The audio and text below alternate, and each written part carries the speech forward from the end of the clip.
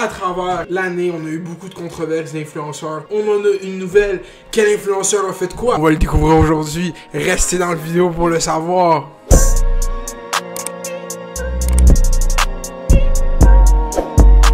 Aujourd'hui, on a une ancienne candidate d'occupation double, Bali, Annalise, on a une ancienne candidate d'occupation double, Bali, Alanis Desilets. Elle essaie de se partir une compagnie. Puis c'est un sujet qui a déjà été abordé sur cette chaîne, abordé ad nauseam, comment qu'on dit ça, je sais pas comment le dire. Alanis Desilets décide de partir sa compagnie que je sais pas trop c'est quoi au début, ok? Je vois des stories, la troupe, ok? Puis là je dis la troupe, mais on apprend plus tard que ça s'appelle la troupe. C'est pas la troupe, c'est la troupe. Dans un espoir de monétiser sa plateforme qu'elle a acquérie grâce à une émission de télé-réalité. Tu sais pas trop c'est quoi. Visiblement, Alanis Desilets, elle a des fans, les fans achètent. Moi, je regarde jamais c'est quoi. Je suis comme, ok, une autre influenceuse se part un produit, faire de l'argent. Let's go, faites du cob, faites votre cob. Let's go, faites du cob. Tu fais pas assez de cob, t'as pas de cob, ok? Fait que quand je te dis tu fais du cob, tu fais du cob. Puis il y a une fille qui a écrit un article sur la compagnie Alanis Desilets parce que la compagnie voulait encourager le body positivity, puis l'acceptation de soi, puis un mouvement féministe derrière tout ça, d'inclusivité, puis de solidarité féminine. Puis c'est un peu ça qu'elle essaie de vendre si tu t'achètes cette boîte. Elle a vraiment un message, puis comment qu'elle pitch cette idée-là, c'est vraiment une bonne idée, tu sais, t'as l'impression comme, ok, au lieu de vendre la merch, elle a une autre alternative, c'est payable par mois, je pense, comme elle fait plein d'argent tous les mois, comme, oh, business, là, la personne qui a business ça, A1, ok? Mais là vient Madame Jessica sur Instagram, Jessica PRDNC, là, comme vous voyez devant moi, écrit un article qui s'intitule « Quand l'inclusion est utilisée à des fins de marketing et frôle l'oppression ». Donc, ok, j'ai son nom ici, Jessica Prudencio. Allez voir son article est dans la description, sur Instagram est dans la description. Écrit cet article, puis cet article devient soudainement viral, genre tout le monde commence à share cet article. Je lis cet article, comme il est sorti le 18 décembre, on est le 20 décembre, je l'ai lu hier, donc ouais, c'est ça, il est sorti il y a 2 jours. Puis on va lire l'article ensemble pour comprendre un peu qu'est-ce qui arrive, ok? Donc là, on a ce fameux screenshot d'Alanis qui montre qu'elle en a quand même vendu énormément, là. Comme pour avoir essayé de vendre des choses en ligne, le nombre qu'elle en a vendu, c'est quand même fucking impressionnant, le fait. Puis c'est vendu avec cette espèce de background idéologique de comme, hey, c'est pour supporter les femmes. La troupe est un projet créé par Alanis Desilets, ancienne candidate d'occupation double, Bali, on l'a déjà dit. La fondatrice décrit la troupe comme étant une communauté de femmes qui veulent être bien dans leur corps et qui n'ont pas besoin de standards ni de règles. Une communauté de femmes qui veulent prendre l'entièreté de leur santé en main en trouvant la balance. Donc là, non seulement il y a cette espèce de nuance de comment être bien dans ton corps, mais là déjà il y a le mot santé. Tu commences à voir un peu sur quoi s'enligne sa boîte, puis sa boîte est vraiment juste... Tu sais que la boîte mensuelle proposée par la troupe est supposée être un objet qui permet aux femmes de trouver la balance en leur proposant des outils d'entraînement, le yoga, la nutrition dans la boîte. Il y a un pull, un agenda avec des rappels pour faire du sport 3 fois semaine pour prendre soin de soi, des idées de recettes, une autorisation à avoir un cheat meal 1 fois par semaine en voyant le contenu et des produits amaigrissants coupe-faim. Ok, là c'est là la shit, c'est quand tu vois que dans sa fucking shit, il y a des fat burners. C'est même écrit sur la fucking shit, c'est genre energy burner, je sais pas c'est quoi ça. Mais j'aurais aimé ça vraiment avoir la boîte en tant que telle parce que j'aurais pu faire la vraie enquête puis voir. Puis c'est là que vient la grosse hypocrisie de à quel point tu vas vendre quelque chose juste pour vendre quelque chose. C'est que Alanis, de toutes les influenceuses, comment elle a fait son branding, qu'elle s'acceptait comme qu'elle était, elle mettait de l'avant que son body type était pas nécessairement lui qui était propulsé comme étant l'exemple de beauté sur Instagram. Puis elle faisait vraiment comme... Elle faisait son marketing là-dessus. Puis c'est correct parce que c'est un bon fond derrière. Il y a beaucoup de gens qui s'identifient à Alanis, veut pas. Puis elle comprend. Puis elle sait que son projet devrait s'orienter vers ça. C'est ça qu'elle décide de faire, mais elle a juste la pire approche selon moi, là, comme ça n'a pas de bon sens. Si vous voulez avoir comme l'expérience détaillée, c'est de lire cet article magnifiquement expliqué pourquoi tu devrais être outrage à propos de ça. Okay. Deuxième étape de l'article qui a aucunement rapport, parce que déjà que le contenu de la boîte est questionnable, mais rendu là, tu sais, comme... Puis c'est ça l'affaire aussi, je me demande, est-ce que tu sais qu'est-ce qu'il y a dans la boîte avant que tu l'achètes ou tu l'achètes puis c'est une surprise? Fait comme la valeur de la boîte, c'est un peu comme... C'est de la loterie, genre, c'est un peu comme quand t'achètes des packs à FIFA, genre, tu sais jamais quel joueur tu vas tomber dessus, genre, c'est un peu la loterie. Alanis est connue pour du grand public québécois, pour son désir de prôner la diversité corporelle de ses messages de body positive. Ok.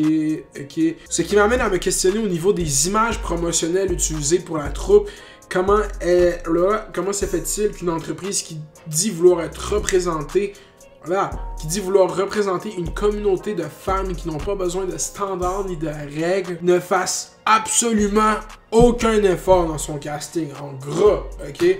Puis là, on revient à cette photo, cette tristement célèbre photo de caucasiéité, puis de caucasien. Puis là, c'est là qui vient la partie la plus étrange de tout ça, selon moi. C'est les stories qu'Alanis fait après, puis tout le après cet article. C'est là que la vraie histoire commence, parce qu'on assiste à des choses qu'on n'assiste pas souvent au Québec. C'est quelqu'un qui se fait call sur la bullshit, puis voir comment il va réagir devant des milliers de gens qui regardent et qui attendent ta réaction. C'est toujours fascinant comme processus. Alanis, du moment que cet article sort, du moment que ses commentaires commencent à se faire remplir de gens qui ont des questions, de gens qui sont pas d'accord, de gens qui veulent tout simplement s'exprimer sur Internet, ben Alanis, qu'est-ce qu'elle fait, c'est qu'au lieu de répondre aux commentaires, elle delete les commentaires et après elle turn off tous les commentaires sur son Instagram. Move pour lequel elle s'est excusée plus tard, mais reste que je vous dis, là, toutes les gens qui font des shit sur Internet, là, que vous regardez, là, la dernière chose à faire, c'est de supprimer ou de censurer les gens,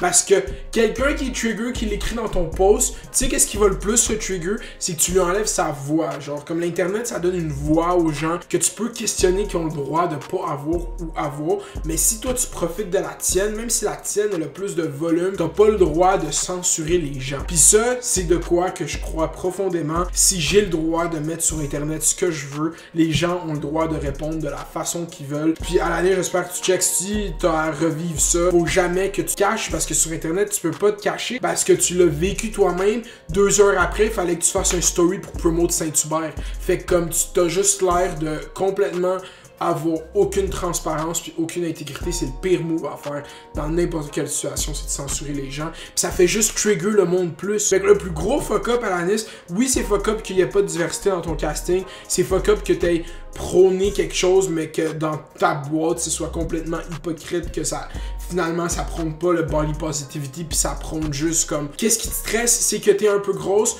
ben regarde, tu veux atteindre ton poids santé, tu veux plus de stress, utilise cette boîte, se mettre sur le dos d'un message féministe pour faire de quoi qui semble comme flagramment pas féministe selon moi, puis je suis pas une femme, mais je regarde ça, puis je suis juste comme, bro, sis, you gotta step your shit. Après, elle s'excuse dans ses stories, puis elle dit... Dans l'article, on me reproche de pas avoir fait preuve de diversité.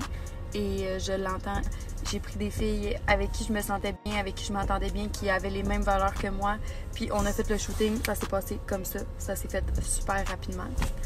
Et voilà. Oh ouais, moi, mon shoot, il s'est organisé fucking vite, puis j'ai juste pris des filles avec qui j'étais confortable. Pourquoi? Que du moment qu'on te questionne sur la race du monde à ton shoot, t'as dit que t'as pris du monde avec qui t'étais confortable. Puis je comprends que c'est peut-être maladroit, pis t'es peut-être stressé. C'est ça qui arrive quand on prend des gens qui ont aucune expérience, puis qu'on les met sur des plateformes comme ça à cause d'une émission de télé-réalité. Ça donne des shit comme ça, puis je dis pas que j'ai de l'expérience. C'est tough, Internet. C'est vraiment tough à manœuvrer, c'est tough à être devant tous ces yeux-là, mais c'est extrêmement bénéfique aussi. Fait que vis avec le fait que ce soit tough, puis deviens meilleur, puis sois meilleur. Il y a de l'apprentissage à faire. Au début, elle s'est juste fermée, puis elle avait aucun espèce de self-awareness. Mais là, je pense qu'elle commence à comprendre qu'il y a trop de gens qui regardent pour que tu fasses comme si de rien n'était. Yo, dites-moi qu'est-ce que vous pensez de ça? Est-ce que vous pensez que c'est vraiment outrageous qu'elle ait vendu ça, qu'elle en ait vendu autant? Est-ce que vous pensez que cet article c'est un reach, puis c'est juste du on est en 2019, puis let's get outraged about anything, ou tu penses que c'est fair? Moi, je pense que cet article est nécessaire. Cet article a eu un impact sur la communauté, man. Fait que je respecte ça, puis j'en parle. Shout out à la personne qui a écrit l'article, Jessica Prudencio. Je sais pas si je prononce bien ton nom.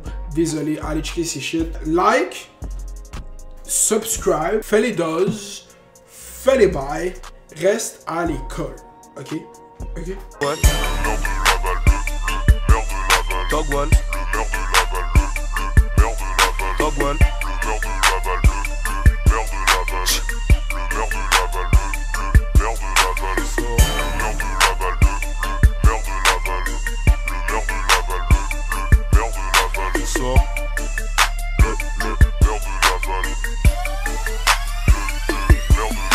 Like Mailleuse le maire avec un swag de l'enfer. On me refuse dans l'industrie parce que mon rap est trop vulgaire. Moi je rappe par réfraction parce que c'est juste ça que j'ai fait. Yo, rap et seul le yé.